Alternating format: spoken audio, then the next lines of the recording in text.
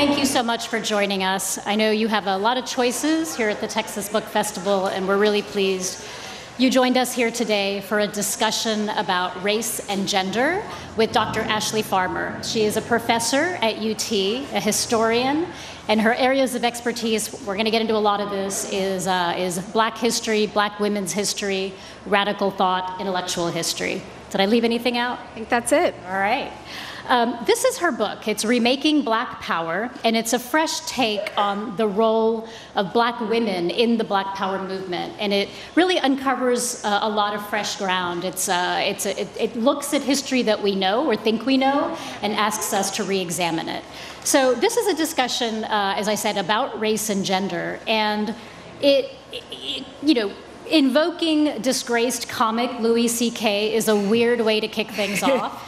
But that's what I'm going to do, because I feel like when something strikes you as true, you got to stick with it, even if you maybe don't stick with the person who said it anymore. And disgraced comic Louis C.K. said that time traveling back in history, which is, the trope in a lot of science fiction, a dream of a lot of people, it's a really bad idea unless you're a straight white guy. Time travel is not likely to go well for most of us. And really, that is at the core of this discussion, because I think it's easy to take for granted the rights that we have, the freedoms that we have, the equality that we have. And what Dr. Farmer has done in her book is to take a look at the foremothers, at our foremothers who fought for a lot of these freedoms, many of whom aren't as well known as they ought to be. So with all that, we're going to go ahead and kick things off. And a first question for you, Ashley, is why this book today? In your view, especially as a historian, what's the relevance of this story for our times? Yeah, I always get asked, what do activists of the past have to teach us about today? What's the difference between history and not? You should also know, as she said, I'm a historian who teaches at UT Austin, so I teach these big classes on Introduction to African American Studies and on organizing. And one of the things that my students say across the board is like, how do we get involved? What do we do? What do we do next, right? Basically, they want a playbook for activism or a playbook for kind of the revolution. And I'm like, spoiler alert, the playbook is history, right? As somebody has come before you, tried to give the analysis of what's happening in a particular society, a particular way, and tried things and talked about whether they were successful or whether they weren't, right? So if we want to start, we don't have to start with reinventing the wheel or finding our entry into all of these things that seem enormous and difficult right now. But activists of the past have a great deal to teach us about how to get together and just think about these things, how to kind of create an analysis of what's happening that's inclusive, just trial and error, what kinds of activism or direct action worked and didn't work. And what's most important, I think, about writing this kind of more recent history is most of the women in my book are still alive, right? And very willing to speak with people about their experiences. So I think it also opens that door to our activist foremothers and helps us understand how we can use them before they're gone to help us organize today. So I think it gives a great context for kind of what's happening, shows it's not new, but also kind of gives us an entry point for strategies about how we might think about the things that are happening today and move forward in the future. One of the things that I really enjoyed about your book, and history can be daunting, this is a pretty easy read. And I think a part of the reason why is because Ashley does such a great job of presenting to you individuals, these really compelling women. And I'm going to ask you to read from the book so people can get a sense of it. And one of in the section she's going to read from, it's really about how you don't have to start a movement. You can join a movement, but you still have to bring your voice to it so that it is a better movement. And so, Ashley, if you could read from. Sure. So I'm taking this from the last chapter, and it is a discussion within SNCC, the Student Nonviolent Coordinating Committee, about the issues of sexism and Black women that were taking place, right? So the issues of sexism plagued SNCC as it evolved into a Black Power organization. Despite its democratic ethos, the organization did not escape the contemporaneous Moynihan-inspired rhetoric that flamed Black women and leaders as, quote, castrators, and endorsed the marginalization of women in political organizing. And for those who may be unfamiliar, in 1965, Daniel Patrick Moynihan released a report that is called The Negro Family, A Case for National Action, but historians call it in shorthand the Moynihan Report. And while it is a long report, kind of it reduces the problem of why black people can't get ahead in the 1960s to families that are headed by black women, right? Is kind of the long and the short of it. But it's online in Google Books if you want to take a dive in that one. Black women in SNCC recognize the paradox of this patriarchal position. A New York-based member, Frances Beale, wrote, quote, "Since the advent of black power, the black male has exerted a more prominent leadership role in our struggle for justice in this country.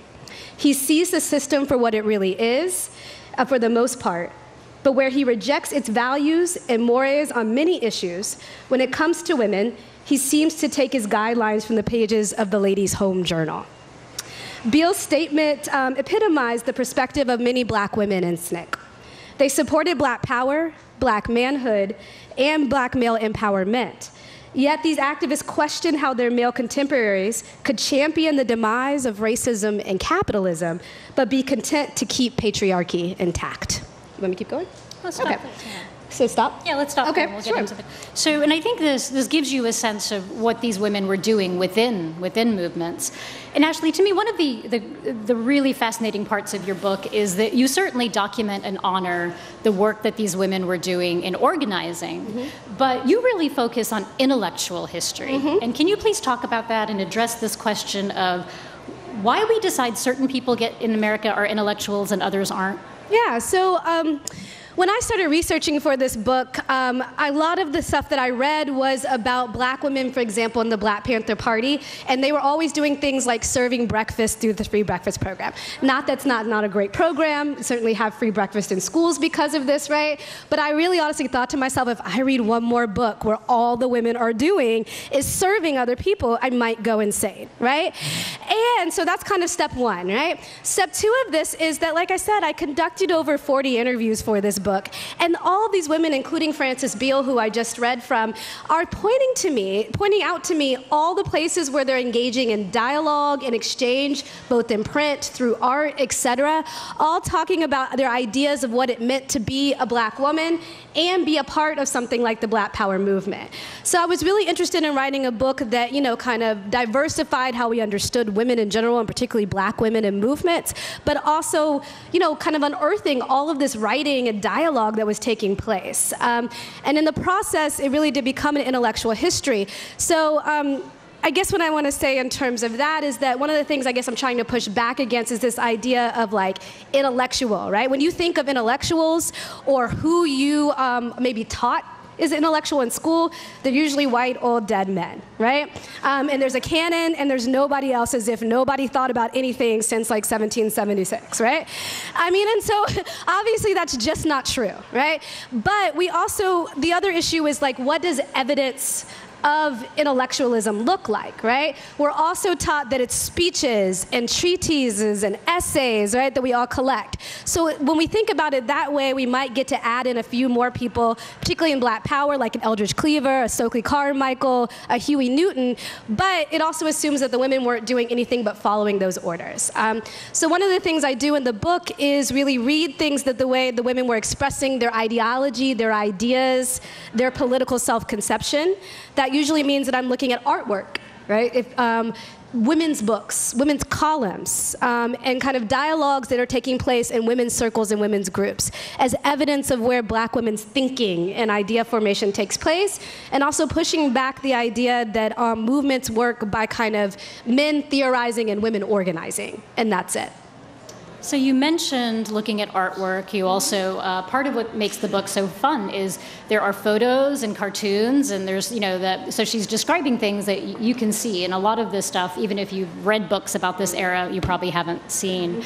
Can you talk a little bit about how you found this ephemera? That's quite a challenge to round all this up. Yeah, so one of the things that's really interesting, I'm a trained historian, I went to grad school, I went to archives, and I was always kind of had blinders on about this same issue we're talking about, what counts as evidence and what counts as intellectual history. So I'll admit that one of the first times I started looking through newspapers or archives, my eyes scanned right over these things, right? They were there all along, but I had not been trained to see them as evidence of black women's thoughts or evidence of black women's intellectual production. So a lot of this stuff is honestly hiding right in plain sight. One of the things that you'll see in the book are the artwork from Black women Panthers. Most people, if you've seen artwork, you see it from their famed artist named Emory Douglas, whose artwork is fantastic, but most people don't know that the Panthers had several female artists. So I look at their works and talk about how they're kind of espousing ideology and ideas and politics through that way. Another thing I look at is satire, right? When you don't have the option to be a leader of an organization, sometimes you're a little bit more subversive and satirize folks as a way of talking about what ideas you think need to come across. I also look at photos, just how women and women's collectives are putting them on the page, juxtaposing images and text to convey ideas and messages to you. But really, it's astonishing how much of this is right kind of under our noses, but we're just not trained to think about it in that way because we have kind of blinders on about what Black women were doing and what Black women were saying. So what surprised you the most, especially since you're talking about finding things that are hidden in plain sight? Yeah, so there is this great group, which I talk about in Chapter 2, called the US Organization, and then another group called the Congress Committee for Unified Newark. And these groups fall under the large banner of cultural nationalism. And if any of you have known of cultural nationalism, you might know of Ron or Milana Karenga, but most likely you've encountered cultural nationalism through traditions like Kwanzaa, right? Karenga created Kwanzaa. Idea behind cultural nationalism is that culture is the starting point for change, that Black people need to rethink their fidelity to white culture as a form of white supremacy, and from that, politicization happens. So that's all well and good. People were really down with that.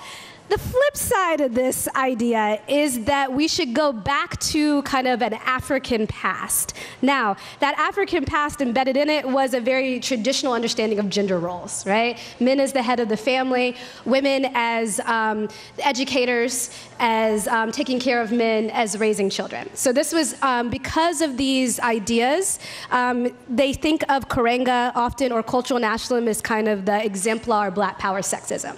So everybody told me you won't find anything about Black women pushing back in this group because of that, right? It was just patriarchal, and that was that, and Black women fell in line. So as I was flipping through the newspaper and the organizational records for this group, I came upon a women's handbook. And it's a really, it's so cool. I'm getting excited just talking about it. So in the book, the first part of the book is basically them checking all the boxes and saying, we believe what these men are saying, right? These are the natural roles of women.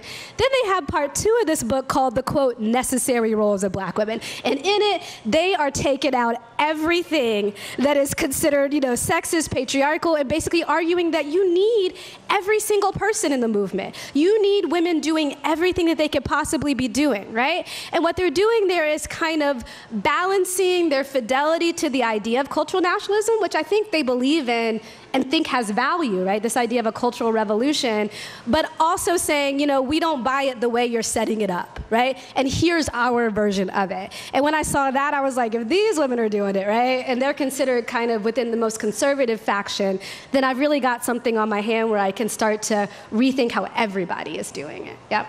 Yeah, and since you brought that up, you challenged the idea that in Black women who cared about or who understood. I guess the term I'm trying to avoid is woke because that's a total anachronism. Yeah. But that's the word. Yeah.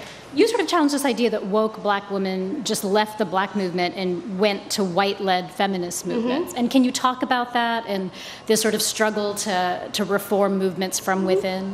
Yeah, so typically if you learn about this history, you learn about it from 2 fronts. Either Black women were susceptible to Black men's sexism and they just kind of acquiesced to it and got in line, or they rejected it and went and joined, the women's liberation movement or white feminist movements, right? The other issue that Black women kept having, though, is often these women liberation movements and groups really didn't have kind of an anti-racist framework or anti-capitalist framework, or certainly didn't think about how all these things go together. So I guess what I'm suggesting here in this book is that there was a third middle path, right? Where you didn't just accept and acquiesce to it. You didn't go out and join a separate organization, but try to reform that from within. And what the book really is doing is documenting how Black black women did that. And sometimes they were successful, like it really shifted things. Sometimes they moved the needle just a little bit. But I think when we think about it that way, we see kind of the diversity of black women's experiences and how they're trying to kind of incorporate feminism and black power all together, right, in one group. So we were supposed to have another author on this panel, Bernice Young, whose book is also wonderful, All in a Day's Work, and she couldn't be here. And one of the interesting things about both of these books taken together is this focus on, as it says in Bernice's book's title, what the most vulnerable workers are doing to push back. And so, Ashley, from your perspective, you have a whole chapter on the militant black domestic, and can you talk about that challenge of, when you're at the bottom of a hierarchy in a very hierarchical culture, what tools you've seen people use in creating change? Yeah, so one of the things that the book does is kind of take you back out of the 60s and 70s to what I think are kind of the origins of these ideas in the 1940s and 50s. And among black women, the people who I see as intellectuals or people who are putting forth kind of ideas and analyses are black women domestic workers. And why is this? Because before 1965, if you were a black woman, your job was probably being a domestic worker, either in the South or in the North, meaning working in white women's homes, taking care of their children. It was only after 1965 that black women were really able to move into other jobs, such as education, right? And we all know we're still very much paid less for those things, right? So if you're going to organize black women, a great place to start are black domestic workers, as well black women can identify with that. And one of the things I do is read basically essays that talk about how black women domestic workers kind of epitomize racism, sexism, exploitation, sexual exploitation from white men in their homes, and also kind of capitalist exploitation, being paid way below their rate. And I show how they're thinking about themselves both in America and saying, if we want to rethink social hierarchies, we need to start with us and our issues, basically in the workplace. And I also show how they are often considered unintelligent or apolitical, but that's not at all the case. I show through their satire, through their essays, through their letters, them writing about themselves as part of kind of an anti-imperialist front, thinking about how their role as workers in America is very similar to workers in other countries in Latin America, in Asia, and Africa. And I think what it shows us is, one, that people have been thinking in this kind of intersectional way far before it became the woke thing to do, right? But secondly, though, that we really have an abundance of ideas about how to tackle this or how to change this, starting from women, in the early 20th century. So since you mentioned the international aspect of this, I thought that was some history that I didn't know as well. So would you please talk a little bit about the role of the interface and the Black Power movement and other movements?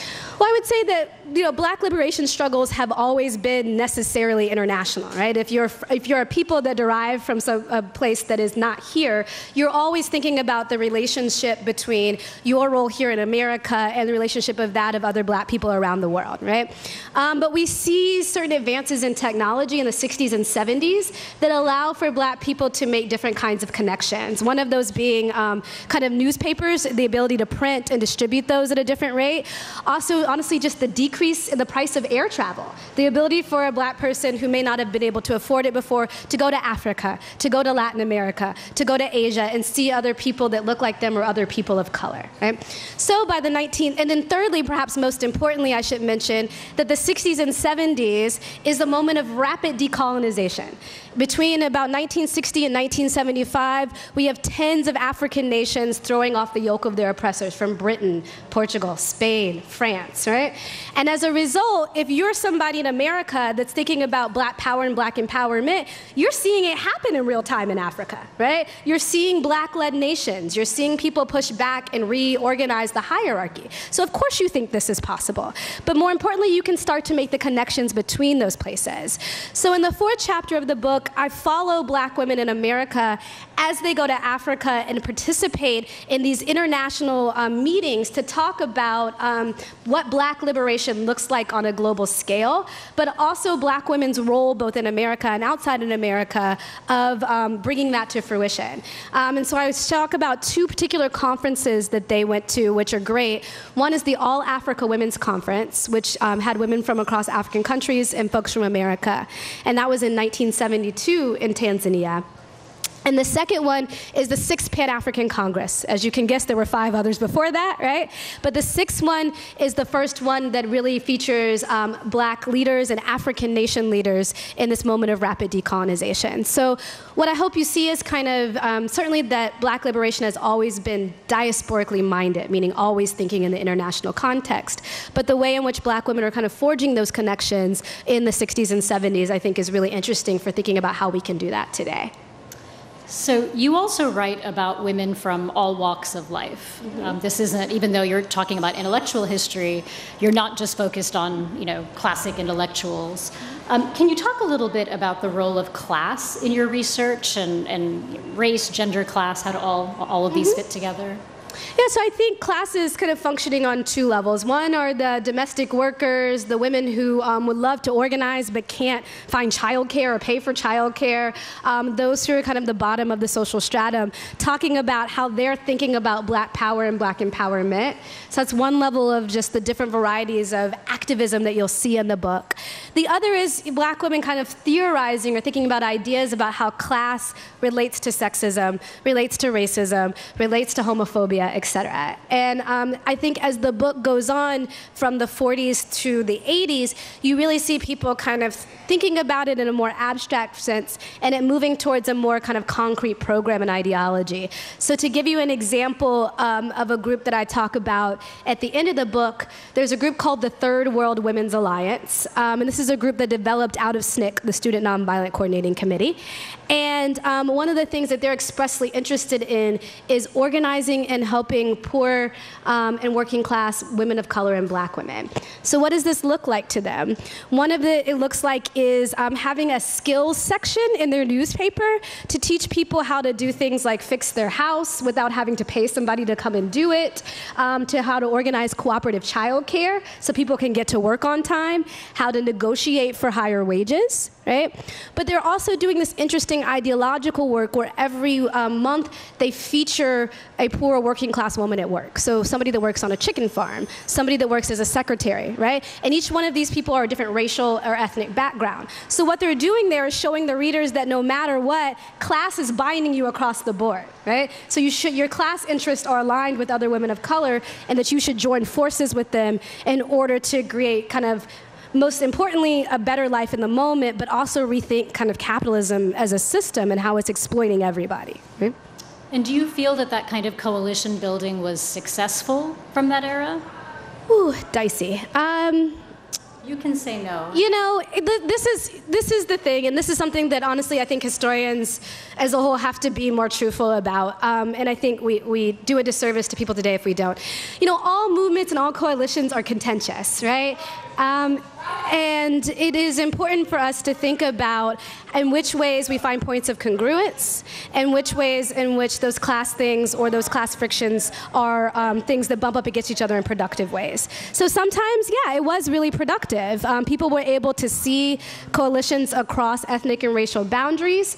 The questions about how successful they were about, I guess, putting policies in place would be a different story. But I would say ideologically or kind of in changing hearts and minds, absolutely successful. I think the kind of task for us as the heirs of this legacy is to take those ideas and put them more in concrete action.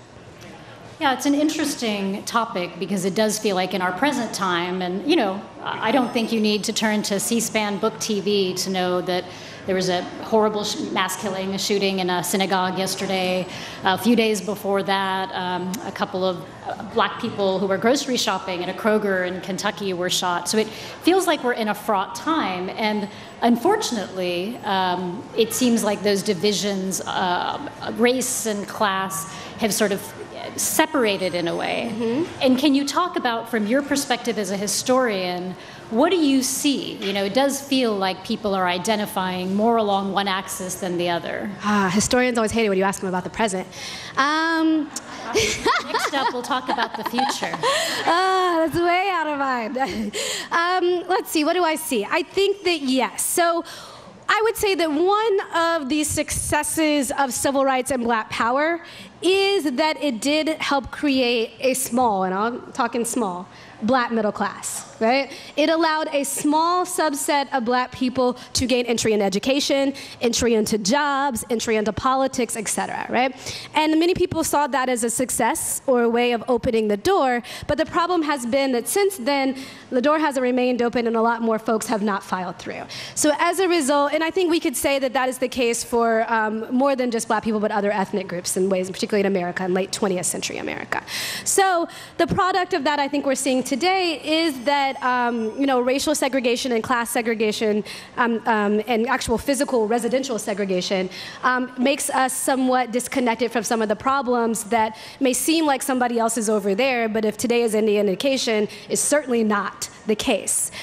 So I would say that it's one of the kind of double-edged swords of the movement in the past, and certainly one of the things that we need to be most cognizant of in the future. But I'd also say that, organizing to a certain extent is a class privilege, right? You gotta have somebody to take care of your kids. You gotta have a way to get to the organizing meeting. You gotta have time to be able to take off from work. If you get arrested, you gotta have the money to bail yourself out. And you gotta deal with the fact that if you lose the job, right? So I don't wanna give the impression that some of these activists that we herald as wonderful weren't also folks that were in the middle class or didn't have some level of privilege, but that's okay. The goal is to use that privilege in service of making these things known because you are protected by that kind of class ability to get yourself out of jail or find another job or to get an education. So you mentioned earlier that your book has interviews that you were able to do with a lot of women who, it's their history. They lived in this era. And to me, that's one of the great, it's a great public service in a way, because it's once these people have passed, you don't recapture their stories, or it's much harder to. Can you talk about how you found them and what that process was like? Are you just knocking on doors and they have no idea who you are? A little bit. One, like I said, there isn't actually much written about them. So, they're excited to tell their stories, right? They're very important and influential people, and they're excited for folks to listen. So some of it is, going to reunions of these activists, like SNCC holds a reunion every once in a while. There's other commemorations, the 50th anniversary of the Black Panther Party, et cetera. Just going to these spaces and saying, hello, I'm somebody that's interested in your history. Would you spend some time talking to me? But I also, and then they, we might interview one person, and that person might then introduce you to their friend and their friend. But I want to say also that I don't take this work lightly, because this was also a very traumatic period for a lot of people. In terms of the racial terror and violence that took place, that's just one level of the trauma we have going on. But the second amount is the extreme level of state surveillance that did, right? I'm talking about COINTELPRO, the FBI. Many of the women that I talk about in the book have massive FBI files, right? Their children were harassed. They had to go underground. Some of them had to flee the United States, right? So there's also this investment not only in kind of making them not seem just kind of as marginal characters in the movement, but also kind of, are you going to retell that kind of state surveillance story in that way? So a key part of building the trust before I even get to the point where I interview is just having some talks with them where I share that, I've read the history and I take it seriously, but also that I recognize that some of these things may be traumatic on the personal level, but also kind of on the surveillance level, and giving them a time to talk about what they want to do, what they want to have on the record, what they want to have not on the record, and being very explicit about what's going to be shared in advanced drafts of these things. So it's a wonderful process, and these women have welcomed me into their homes, taken me into their basements, championed me in ways that I never thought were imaginable. But I want to be clear that, asking them to even talk about this is an important lesson on not only treating the history with respect, but treating that trauma with respect, right? Most of us have no idea what that kind of level of surveillance is like. And were there women who declined to participate or who you chose not to pursue? Yeah. I mean, so one of the things that so there's a lot of interviews, but there's not a ton of massive quotes from those interviews. So I used the interviews to talk, just to learn more and get to know these wonderful women, because I think they have a lot to teach us, but also just kind of give me the context I needed to talk about kind of the flow of ideas. And part of that was, to kind of keep the scope of the book in the reins, but also that is because I did run into some very real conflicts about what I thought was appropriate to share and not share. And whenever I run into that conflict, I err on the side of not sharing. I would never want to jeopardize that for the favor of just writing something down in a book in that way. Do you feel like you might be able to share it in a different, like 10 years from now? Or? Yes. So I've had places approach me about making some kind of repository or an archive, and that would give the interviewees a chance to look at the transcription, cross out anything that they didn't want to be want public record, and also to get control over who gets to see it, who gets to use it, who gets to archive it, and who's in charge of it. So I think that would probably be the best venue, but obviously that takes some time to get that all together and marshal and walk everybody through that. And rightfully so, a lot of activists are distrustful of these kinds of institutions that hold our archives because they have been extraordinarily violent and exclusionary in the past. So finding the right venue and making them feel as though they would be trusted is a project in and of itself in that way. Did you have any favorites among the people that you interviewed? Anyone you really connected with? Don't ask me to say that on national TV. I got to write another book. Anyone you really connected with? That's a good question. There were so many great folks. I'm going to do the classic pivot away from pinpointing one person and just give you kind of maybe a cross-section of the folks that I did interview. A composite, right? So I interviewed wonderful women across tons of chapters of the Black Panther Party. One of the things that was great about that is not just seeing the women in Oakland that kind of ran the organization, but those in much less well-known chapters like in Iowa or in Texas, right? I also interviewed women in the cultural nationalist groups that I talked about before. And I think that they were very excited to just have somebody talk to them in a very serious way about what they were doing because, like I said, many times they've been written off because of kind of the sexist framing of the organization. I talked to great women in the Student Nonviolent Coordinating Committee who told me fantastic stories about the meetings that they had. They remain friends with most of these male and female activists, so they talk about how they still kind of get it on each other and rib each other and make fun of each other for speeches and talks and things. So, I mean, there really is nothing better, and it's also, I guess, kind of my shameless plug for oral history as important of history as a textual history, for oral history as important as intellectualism, as the written word, and also especially if you're writing the histories of communities that were actually barred from writing for all of these years, right? It's really the best way to capture some of these things. But it's equally true for every one of you. My grandmother is turning 100 later this year, and I am amazed at what she lived through, at how different the world is. Yes. And if you have a relative, maybe they're only 87 or only 90, but not 100 yet, get your camera out and get them talking on video. Just put on the recorder and listen to them talk. We will, if there is a couple of sets of microphones, if you have questions, please line up. Ashley teaches at UT, which means there probably aren't a lot of questions that you can throw at her that she can't field. So, yes, please go ahead. Hi. I'm Maggie. Thank you, Ashley, for being here. Really awesome stuff you're talking about. I was wondering if you could maybe talk about the women you interviewed. Did they talk much about code switching and like navigating through each realm that they were in and like what that looks like? Mm-hmm. Maybe just kind of feel out how they interacted in each circle. You mean amongst the different organizations? Right. Mm-hmm. Yeah. Between the domestic sphere or in the Black Panther movement or as a day worker. Mm-hmm.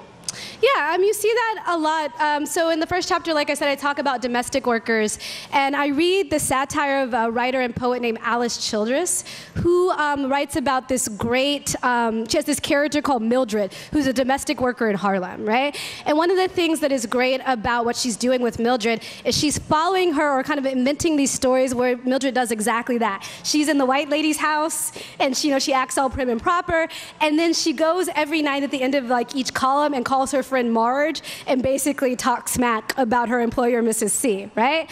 Or she might go to a meeting of this kind of middle-class black intellectual class in Harlem that, of course, she wasn't invited to because she's a poor domestic worker, and be like, all of y'all out here talking and using all these big words, but what you really mean is this, right? So you see that she's showing that this is how black women who are domestic workers move in and out of those spaces. So that's kind of one example.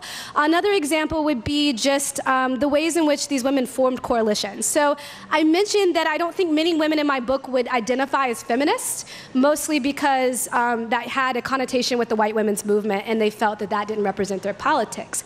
But that doesn't mean that they wouldn't form coalitions or work with white feminist groups if they felt their interests were aligned, right? So you might see them working and highlighting different aspects of their feminism based on when they're working with those groups versus if they're working on something that's more related to black power in that way. So there's a lot of different ways in which it works, but it's also a lesson that you don't have to draw these hard lines. You can have your politics, but still find points of congruence and move in and out of those circles in ways that are generative for activism in that way.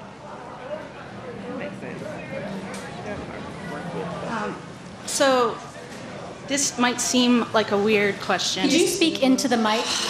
Sorry. You got this. Okay. Yeah. This might seem like a kind of a weird question, but your book, even though at the top of it you mentioned that it was a pretty easy read, I feel like it's academic, it's intellectual, and that's great for some of us who are sort of already halfway there.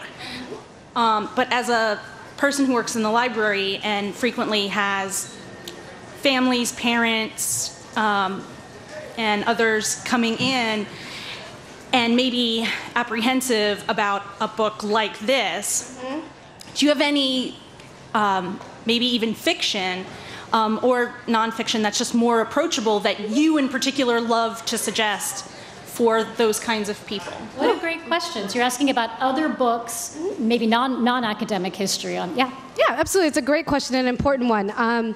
So I think a great place to start to learn about these women are their own autobiographies, right? So Assata Shakur has a wonderful autobiography. Elaine Brown, who eventually headed the Black Panther Party, has a great biography. Angela Davis is a copious writer of all things, right? And is always ahead of her time, but she has a great autobiography. So those read, wonderfully and might be a good way to just think about someone's personal experience. Also, with the rise of graphic novels, there is a lot of, I'm astonished by how many great graphic novels there are about African American history. So there's a great one about Malcolm X, which introduces people to this subject. There's John Lewis's March, which is a 3-part series, right, which I have used with everybody from my 12-year-old niece through in my college classes as well, and has shown me new things as well. So I think autobiographies or biographies and or graphic novels are a great place to start if you feel like this one is a little bit too daunting. But maybe put it on your bookshelf for later. And we'll go first to the back mic, and then we'll come back to you, ma'am. Yeah. Hello. Uh-oh, back mic may not be on. That's okay. You go on to that one. Yeah, if you could come up to the front mic, and ma'am, if you wouldn't mind, we'll come. Thank you. Hi. There are multitude, obviously, of white people who would like to get involved, but myself being included, we don't know who who should be our role models. Who, in your opinion, have been the most effective at being white and being accepted and effective in promoting Black power? So I think the best historical examples honestly come from the Student Nonviolent Coordinating Committee. So it started in 1960, and until 1967, it was an interracial group, right? This meant that you had young college students who were working. You also had white people that were working in the staff office, right? So it isn't something that, there are plenty of interracial groups that people can get into. The SNCC changed to being Black Power in the 1960s and 1970s, and that was a point in which they asked white people to take on a different role. And a lot of people at times, SNCC gets a bad rap for this. The narrative is they just expelled white people. That's not what they were saying. What they were saying is there's a way in which sometimes when white people get into the movement, they become the head or the focus of the movement, and that doesn't help for empowering Black people or other people of color. So what they asked people to do was to go organize in their own communities, right? Where they see racism to be the most manifest. So that's kind of a broad thing. There are wonderful people. The most notable person that many of you probably know, separate from SNCC, was Viola Liuzzo, who was in the Selma to Montgomery March and worked transporting workers back and forth, and eventually was killed by the KKK. There's another group of 3 civil rights workers that worked during Freedom Summer, which was a time when college students went down to Mississippi to try to get Black people registered and organized to vote, who were also there. So there's plenty of examples of white folks that are either working in interracial organizations, but today I would say the anti-racism work, being trained in anti-racism work and going and talking to communities about anti-racism work is one of the best ways to approach it. Ma'am, yes. Okay, I was just hoping, hope. You see, with the demographics in our country changing, that this situation might get better. Might get better. B-E-T-T-E-R. Will the demographics? We know it's. Will the demographics infect the situation of the poor, the class structure and the problems with the Black? Will it? Yes, indeed. I think that we have relied too much on the idea that at some point, or maybe we are already there, that the U.S. is majority-minority, because despite claims of, kind of democracy, we know that the U.S. is run by kind of a small ruling elite, which tends to be folks that are white and rich, right? And as you see, as more people become enfranchised, more people come into this country, right, there's a massive effort to either eliminate them and or disenfranchise them and or kill them, right? Usually all 3 at once. And so, no, I don't think we should ever rely on the fact that someday Black people will be the majority. Also, honestly, Black people have been the majority during slavery, particularly in places like the South, right? There were literally hundreds of Black people for every one white person. But the white control and white supremacy still reign through systems of control and mostly racial terror. So you can't, majority in numbers rarely translates to political or social or cultural power without a fight. And since we're just a few days away from the midterms, I really hope all of you are registered to vote, and I hope if you haven't voted already, I hope you do. And it relates to your question, ma'am, about demographics, because the demographics can shift in a country or a state, but if people don't turn out to vote, if they don't exercise that right, the demographic shift is irrelevant. Mm-hmm. So I think it's it worries me a bit when we trust in destiny to kind of do the work, which I'm sure that's not what you're saying. But it's an important reminder that majority in people does not mean majority in power. That is not an equation that has ever happened in the history of the United States. So the Texas Book Festival is fantastic. You get to walk around for 2 days and listen to writers and thinkers like Ashley distill what they're seeing and what they're thinking. And all of it's free, but not really, because nothing is really free. And the book festival depends on you coming, as you have, and being a great audience, which you've done, thank you. But it also depends on you buying books. And money is a way of creating culture. When you spend money on something, you tell the world what you care about. And by buying this book and other books, you send a message that you care about these topics and want a better world. So thank you so much for coming. And before we thank Ashley, in the spirit of being a good ally, I'm going to give her the last word. Oh, God. wasn't prepared.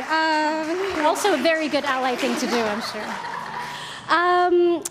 I guess what I would say is that we are in a moment, right? If there ever was of black girl magic and trust black women and et cetera, right? And what is really behind that idea is that African American women usually are at the bottom of every possible stratum. And as a result, we have been working for years to think about how we might transform the society in a different way. So if you are concerned about the direction that the world is taking, instead of assuming that you might be the first person to think about this, I'd encourage you to read Black women and other women of color broadly. Think about the ways in which you can be a good ally and work with them. Support them in all stretches and matters. So that means those who are running for political positions, those who are engaging in on-the-ground work, those who are writing beautiful things that let us be seen in children's work, in young adult novels, in scholarship, etc.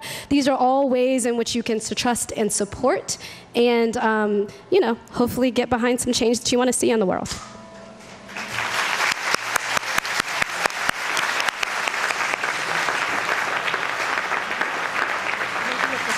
Okay. All right, and I'll be at the signing tent, which is right behind the Book People tent, if you'd like to pick up a copy. Thanks.